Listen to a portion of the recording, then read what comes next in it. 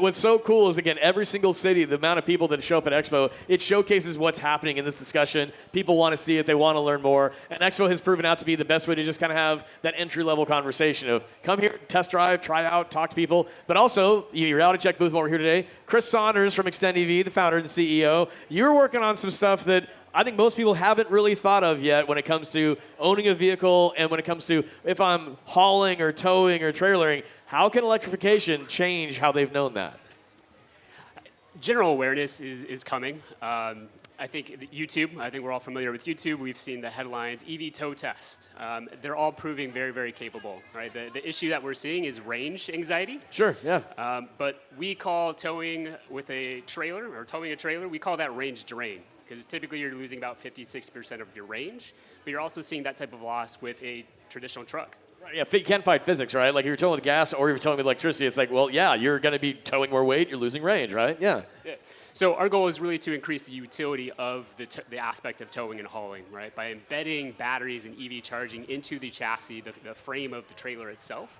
So you essentially have a power bank for your truck. Right? Increasing the utility is our goal so that we can offset that range loss and hopefully in the future getting to range positive. Well, that's the interesting thing about it. Anytime you're talking about a battery, it's like, well, this is the cool thing is the way you can energize that battery comes in a variety of forms. It could be you make your own electricity at home with solar. It could be you plug it in. Or it could be something where you're actually creating energy as you're rolling. All those different things are possible. And the typical trailer, it's been dead weight forever. That's the thing, right? It's just, I'm literally hauling dead weight up this mountaintop or something. But when it comes to a battery-infused experience when it comes to a trailer, there's a lot of opportunity for how you can basically just change the game for how you get in tow, right? Absolutely, and so regen, right, is one of the aspects that we're looking at. We don't want to get quite into propulsion just yet. There's more engineering. We'd rather focus on go-to-market, more utility. But it opens up whole new doors in terms of what you're able to do from both a work perspective or even play, right? So seeing all these companies here and, how do they get their equipment around? They're towing in gas trucks and regular trailers, but this is a perfect example of where we can take the industry, move it forward. Even if it's small steps now, I think this is going to be a big player in terms of the capabilities long term. Well, time for the trailer to pull its own weight, right? What's that? Time for the trailer to pull its own weight. To tow its own weight. No, I mean, well, honestly, what was the moment, what was the inception for you for Extend EV? Like, what happened that made you go, wait a second? So there's always a moment. So as an entrepreneur, what was that? This goes back a number of years ago, back to 2018. So I was spending a lot of time looking at how to electrify transportation in terms of fleet, right? So I spent a lot of time looking at last mile delivery.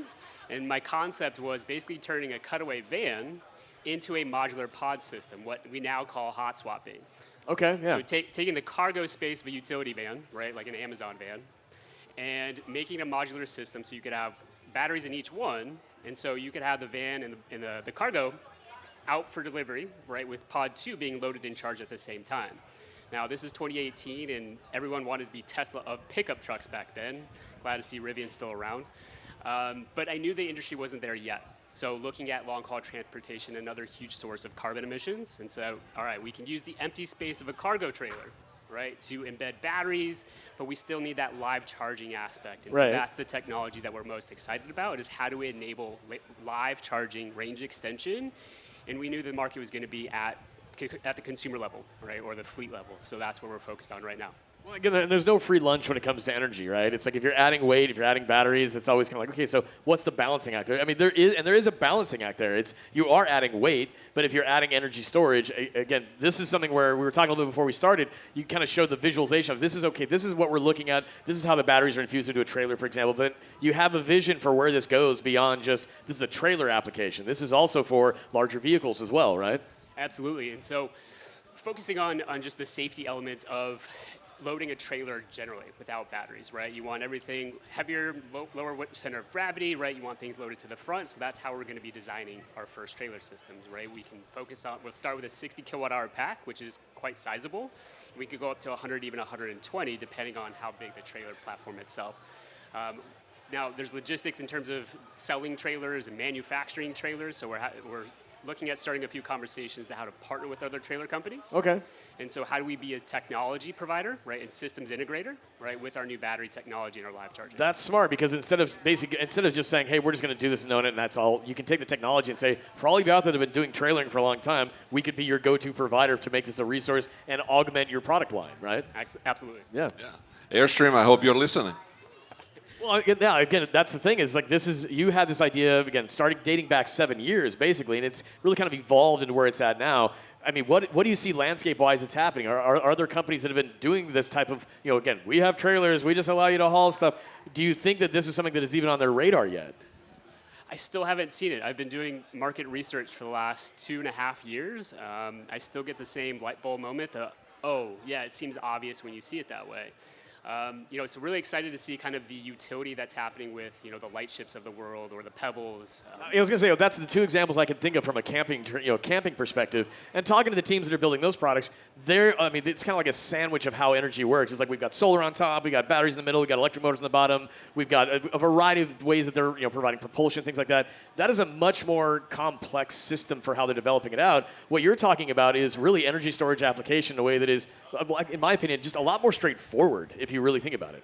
That's absolutely what we wanted to do, right? We didn't want to over-engineer. We didn't want to spend millions of dollars building a prototype, right? And so we just wanted to increase the utility and the accessibility by keeping that price point low. If we can find ways to retrofit battery packs to existing trailers, that's another market opportunity. I was going to say, we talked about conversions again earlier today on vehicles, right? That's fantastic. I mean, when you think about, again, getting more life out of these battery packs, there are some applications that are obvious. I know stadiums being, powered by old Nissan Leaf battery packs, right, in Amsterdam. Hopefully we'll get to the point where the ecosystem will take care of itself. So where different players will actually cycle components, especially when it comes to battery and battery cells, to give it more life and more utility.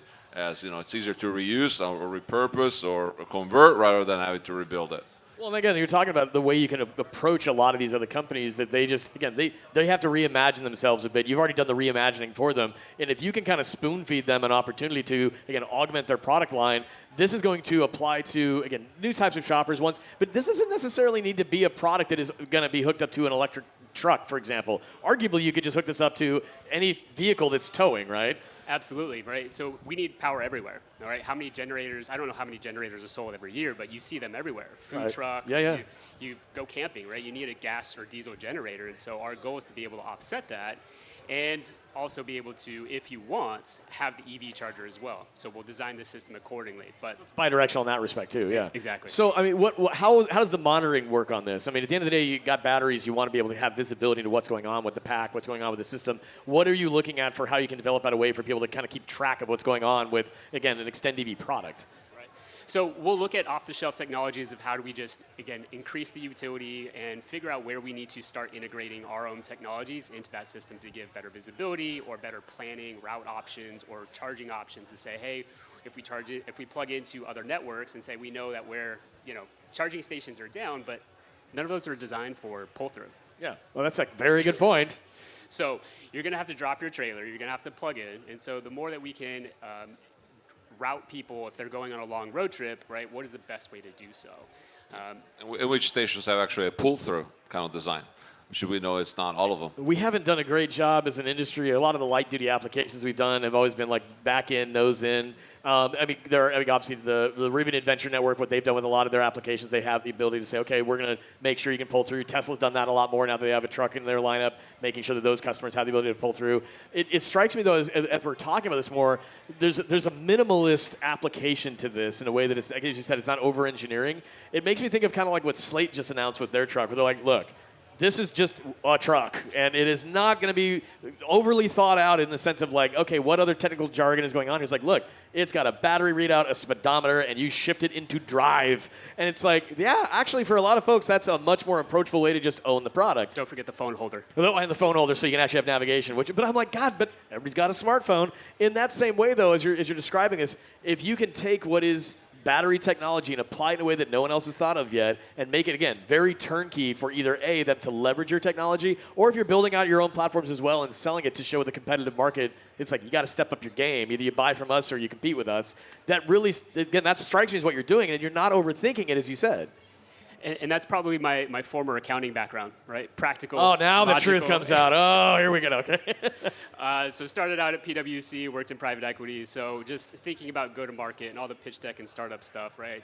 Not over-engineering. We don't want to spend millions of dollars in R&D until we get to the point where we validated the customer, we've understood the pain points exactly, and how do we, again, expand our thinking and figure out where do we need to develop technology that allows more utility. Yeah, exactly. Well, so where are you at in product lifecycle? I mean, obviously there's an inception moment. You've been developing out testing. Where are things at for product right now? Product is in the garage. We're actually just getting our first space to kind of tinker and build that first proof of concept. And we've got all the batteries, all the charging equipment that we need, so we're ready to start assembling and start marketing. You know, I think part of that is just the education, what you guys are doing here, to be able to educate people and do that online in the best way possible and going through all the tests. So. When are you going to be showing up and showing us something? That's what I want to know. In the next month or two. Oh, okay, okay. Well, that's part of it though too. Is what we're talking about? Again, the startup conversation happens all the time. Of like, okay, when did it start? How did it start? Sometimes this does take a moment to really work through the process of what are you going to bring to market. We've talked to other companies. I mean, Pila, for example, yesterday, that was Cole, their CEO. He said, we announced this at South by Southwest basically this year, and we actually founded the company like 8 months prior to that. He's like, but he also took what he had known in his career and decided to set the stage for what he's like, I think I can sprint with this. What you're describing, though, is there's a reimagining happening here that you have to kind of bring people with you in the industry. And if they don't come with you, that's when you get to own it, essentially. Pretty much. And so the way I've described it is we're reimagining empty space, right? Dead space. Yeah. We're not reinventing technology. We want to integrate existing technologies and figure out where to improve from there, faster charging. But yeah, we're excited to be launching product, to be part of that awareness, and can't wait to be here at the next one. I mean, are people, once they get, again, demo-wise, and they get a chance to see it, are you going to set up like a reservation opportunity for folks if they just say, yep, I'm in, like, let's do this? Yeah, we'll have a better advanced website to take reservations. We've got some fun marketing in the pipeline and excited to be showing the product. So again, are you going to get one? Yeah, no, beautiful. I mean, when you think about, talking about fleet vehicles, right? Big factor is uptime. Like you need to keep those vehicles on the road, and what better way of doing it than adding a little bit of battery, right? Well, that conversation comes up all the time with people, again, the range anxiety topic. Oh, can I just haul an extra battery with me? Well, for the light-duty vehicle side, I mean, we've got enough charging out there that's not really necessary. But for applications like what you're describing for hauling, there is an opportunity to, again, change how we've been doing it for a long time. What was the phrase you just used? Like, empty space? What was it? Reinventing empty space. Yeah. And this specific problem that we're solving is range drain. Right, the typical use of a trailer, right, that drainage effect of of the battery capacity. Well, do you see this kind of being like a skateboard application where it's just like, look, it's there, you can put something on it, maybe a car, a vehicle or something, but you could put other applications on top of it, I imagine, right? Yeah, we want to start with an enclosed box trailer, but we want that platform to be universal. So it could be a flatbed trailer for hauling a car, or have the option of a box, right? That's really the only reinvention that we're doing. So you're a month out from having this thing be kind of like, here's the working model. That's where we're at timing-wise? Maybe two. Okay, maybe two. So, but again, where are you guys based as well? So currently based in Phoenix, and we'll be spending plenty of time in the Bay Area. And so coming from Phoenix, this weather, nice to you. It's a little chilly for me. Oh, I grew up in the high desert down in Southern California, so I mean, I'm used to hot, but I got to say, like, I left in Portland. It's 100 degrees in Portland today. There's no reason for that to be happening. Again, it's like the climate is changing or something. But to your point, What's that? What's that? But to your point though, it's like this is something that you're going to be able to apply to a lot of different geographic areas. People that need this, it's not like it's just, again, one-off. This is going to be something on the fleet side, too, as you were mentioning. Fleet applications, they will be hungry for something like this, I would imagine. We definitely hope so. And so even if they're not, we've got a even crazier vision than that of just creating a new logistics service where we talk about long-haul transport and just integrate our own technologies, create our own service revenue, the accountant and me. I was going to say, and we're back to the accountant part of it? Yeah. Dario, anything else you want to add? No, just the wish list. You know how you get normally like cars to a dealership that are pretty much the battery is empty. Think about that final transport from the depot to the dealership on those car carriers, there you go. And you can charge them as they're being transported. How's that? I'm sure there's regulation. I've known a few startups that wanted to fill that quick charge to get them to the lot itself. That not all of them have worked out. So if we just have a product, they can use it however they want, as opposed to relying on that as a service. there might be some opportunities. But I like the way you're thinking in terms of big. The last two conversations we've had have been a reimagining of how to leverage battery technology, right? Again, talking to Modison about what they're doing on the amplifiers. Like, you know what, if you just put a little battery in this guy, you stop those peak spikes. And it's like, as he was describing, I was like, that's bonkers. I've never thought about how that could be a thing. But how we can take battery tech and infuse it into different things is really, again, where we're at as an industry is the kind of like sky's the limit here. Again, you're reimagining something that, again, I hadn't personally thought of myself. Because, again, I look at that application and think, like, well, who's going to be using this? How would they use it? Again, if it's dead space as you're describing, we're filling that dead space. That is, again, the aha moment of obviousness that I think a lot of people just didn't pick up on originally. So kudos to you for seeing that. I appreciate that. We're definitely excited, and I think that just in terms of, you talk about the climate, right, the goal has always been decarbonizing transportation. Okay. So where we can increase that or amplify that and not have to become, the trailer manufacturer and the distributor, that's where we want to be. But we definitely see EV playing a big part of that. We've seen what's happened in hydrogen and other technologies, and so we're definitely betting big on battery. Well, there you go. Well, again, if people want to find out about this after the event, where do they find you guys?